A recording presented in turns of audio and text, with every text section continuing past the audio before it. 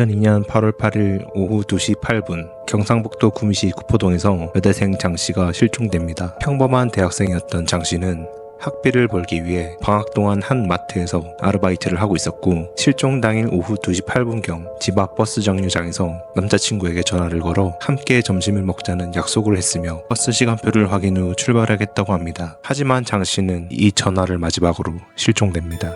장씨의 남자친구는 약속 장소에 장씨가 나타나지 않은 것을 이상히 여겨 집에 있는 가족들에게 알렸고, 장씨가 갈 만한 곳을 찾아다녔지만 찾지 못했고, 실종 당일 오후 10시 경찰에 신고하게 됩니다. 하지만 경찰은 단순 가출로 판단하여 실종 신고를 미뤘고, 다음날까지 연락이 없자 경찰은 실종 신고를 하고 수사에 착수하게 됩니다. 주변 인물들을 위주로 수사를 벌이던 경찰은 실종되기 얼마 전 장씨에게 낯선 남자 2명이 접근해서 돈을 많이 벌 수 있는 아르바이트를 알려준다며 접근했다는 증언을 받아서 두 남자를 찾아다녔지만 결국 찾지 못했고, 수사는 다시 미궁으로 빠지게 됩니다. 그런데 실종 일주일 뒤인 8월 15일 오후 7시 30분경 장씨의 아버지에게 한 전화가 오게 되는데, 전화 건너편에서는 아무런 말도 들리지 않았고 아무런 소리가 나지 않았습니다. 전화는 그렇게 끊어지게 되었고, 경찰이 전화의 발신 지역인 김천대학교 근처를 추적했으나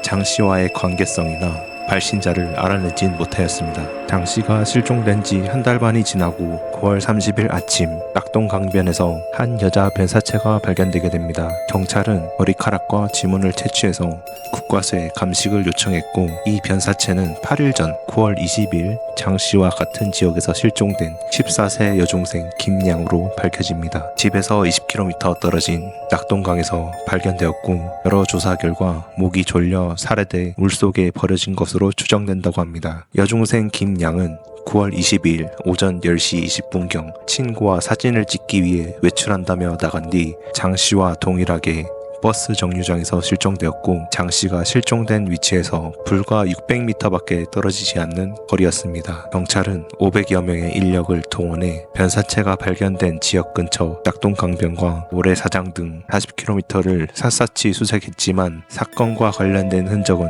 어디에서도 발견되지 않았습니다. 김양과 장씨는 버스 정류장에서 실종되었다는 점과 같은 방향의 버스였으며 2명의 휴대전화가 가려던 방향과 반대쪽에서 꺼졌다는 점 등이 유사했습니다. 실종된 위치는 아파트 대단지가 맞은편에 있었고, 회사에서 나오는 사람도, 그 앞을 다니는 차도, 버스 정류장을 이용하는 사람도 많았다고 합니다. 휴대전화가 가려던 방향과 반대쪽에서 꺼졌다는 점과 사람이 많았지만 수사 당시 단 한 건의 제보도 없었다는 점을 미뤄보아 차를 태워준다는 호의로 납치가 이루어졌다고 추측할 수는 있지만 아무런 단서가 없었기 때문에 수사에 난항을 겪게 됩니다. 실종되기 얼마 전 아르바이트를 마치고 나오던 장씨에게 접근한 두 남자의 정체는 과연 무엇이었으며, 실종된 지 일주일 뒤 걸려온 전화는 과연 누가 걸었던 전화일까요? 장씨의 가족들은 아직 어딘가에서 살아있을 장씨를 위해 언제든지 쓸 수 있도록 계좌에 돈을 넣어둔 채 장씨가 돌아오기만을 오늘도 손꼽아 기다리고 있습니다. 그렇게 이 사건은 김양을 살해한 범인도 잡지 못하고 장씨의 행방을 찾지도 못했고, 우리는 모르는 어떤 비밀을 숨긴 채 아직까지 미제 사건으로 남아 있습니다.